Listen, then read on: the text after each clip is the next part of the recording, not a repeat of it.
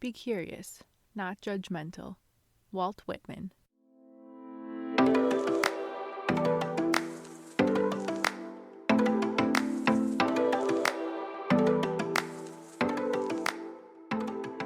Hi friends, welcome to the Piece by Piece podcast. My name is Mackenzie, and if you're anything like me, trying to balance everything in your life sometimes leaves you feeling drained, overwhelmed, anxious, and fearful. If you're wondering how you can find joy in every situation, magic in the mundane, and rest for your soul, I'd love to have you join me as we uncover simple practices to point us back to peace. I had a different topic in mind for today, but this one felt more right. We've all heard these different sayings: treat others how you would like to be treated, think before you act, or remove the log from your own eye before you remove the speck of dust from your neighbor's eye. Today, I'm adding another. Think before you think.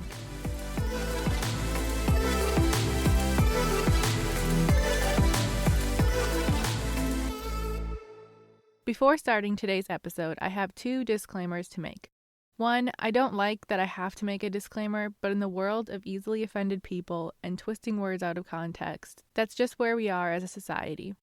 And two, the real disclaimer is a reminder that this podcast and every episode stems from personal experience and things I've learned, am learning, and will continue to learn. There are two sayings for writing: write what you know and write the thing you want to read. I'm relating that to podcasts. So today's episode stems from something I am learning and need to hear and will need to hear again. If there is one thing I know will be a never-ending lesson in life, it's humility. I would love to get to the point where lessons in humility are fewer and far between for me, but as an imperfect human, I will never fully understand it. Humility is that weird thing that when you think you've got it, bam, you don't. I've made and still make snap judgments about people even though I really don't want to. Most of the time I'm wrong. And even when I'm, quote, right, I'm still wrong. Humans are far too complex to label and think we know all there is to a person based on one thing they said or believe or did. That's where the idea of think before you think came from. I want to remember how I want to think about people before I think about them. We all come from families and friend groups and life experiences that have taught us ideas and thoughts about others and their families and friends and life experiences. I'm talking about everything here. The way we spend our money, our religion, race, political views, personality, the activities we're in. All of these things and more can be how we determine how we see another human or group of humans. Here's what I don't want. I don't want people to judge me. None of us want that. Whether it's something I said, how I said it, what I'm wearing, who I'm talking to, I want the opportunity to explain myself or clarify. Maybe I'm not feeling well, or I'm sad, so I'm foggy in how I interact with others and later realize how I might have come across. Does this boil down to wanting people to like me? Sometimes yes. But if someone doesn't like me, I'd rather it wasn't from a single snap judgment they made about me. I think as humans we all want that. Are there a lot of people who are sincerely trying to learn and be humble and extend grace and ultimately live a life like Jesus? Yes. Are there a lot of people who might think they are those things, but they aren't doing an awesome job? Yes. Are there people who literally don't care at all? Yes. We're all over the map, and sometimes this is just one person on one day. If you haven't taken a deep breath yet since I started talking, please take a deep breath. I'm not saying any of this to judge anyone or make you feel bad. I'm preaching to myself. I want us to think before we think, and then think some more. I want you to think about how you see other people, and I want to do the same thing. I have an anchor tattoo on my foot. The funniest thing about this tattoo is people who try to guess why I have it. You must like boats, people say. Oh, you're from Minnesota, aka land of 10,000 lakes, so it's to remind you of home. Or, do you sail? Or, are you close with someone in the Navy? Rather than ask me about my tattoo, people just make an assumption. And no one has ever guessed correctly because you can't know the whole story by looking at the physical representation. I got the tattoo because my grandpa had an anchor tattoo, and my cousins and I decided to get them together with him when he was still alive. It means a lot to me and to us as cousins. There's a story there. It was so special to have him with us while we were at the tattoo parlor. Isn't asking and finding out that story better than assuming you're right?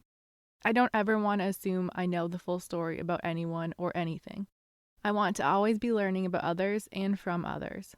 Everyone has unique stories to share and experiences, and we might get to hear about them if we would only ask. Can you think of something you used to have an opinion about, and since then your thoughts and perspectives have shifted? I know I have plenty. Just think about yourself 10 years ago, and now what different life stages and lessons have taught you.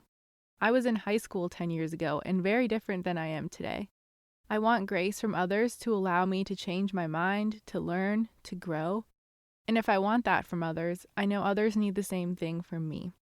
I think it's incredibly gracious of God to create humans with emotions and thoughts and souls. He could have created robots. It's also gracious that, at the perfect time, He teaches us and reveals things to us.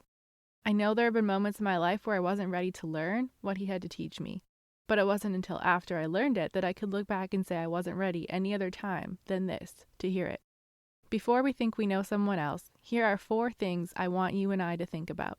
Number 1, they're human. Allow them to be human. They don't have everything figured out. Their opinions might change from day to day. They have thoughts, emotions, ideas, a soul. Number 2, you don't know what they've been through. Think of the person who knows you better than anyone else. Maybe it's a parent or sibling or a spouse. Even that person doesn't know everything about you. They have not experienced everything you have. They don't respond to things the same way you do, and your feelings are not 100% in sync all the time. We all see and respond to the world differently. When you think you know how anyone got to where they are right now and what they really think and believe, just pause. Number 3, this person is trying to do the best with what they know right now. You're going to come across people who appear ignorant or like they have everything figured out. Sometimes you have to accept people might not change, and you choose to love them anyways and try to think of them instead of judge them. This isn't easy, and the other person might not notice.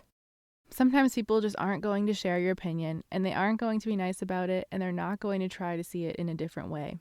You can choose to respond differently, though. Don't let someone else change the way you want to be known for treating others. And number 4, be curious instead of judgmental. Why does this person believe the things they do? What can I learn from them? Ask them questions. Listen to their answers. Ask them about their life and the experiences that have shaped them. People are full of stories. How dull of a life it is to think you know all there is to a person, and how rich it really is to truly get to know people. Humility is hard, but it is worth it. I do want you to have convictions and beliefs, but we're also called to speak truth in love, to know we are not better or greater than another human being, to truly listen, have a gentle spirit, and above all, love one another. We aren't loving others when we think we are right and they are wrong.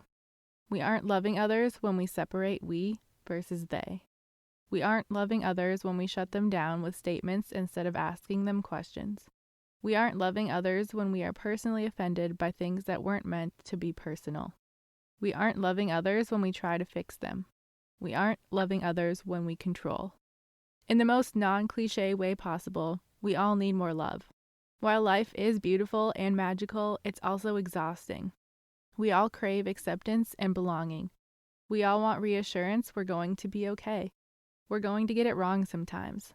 I'm going to get it wrong. We're human. But I want to see others the way God sees them, not the way I see them. The next time we are quick to judge or make an assumption about someone, let's try to think about them first.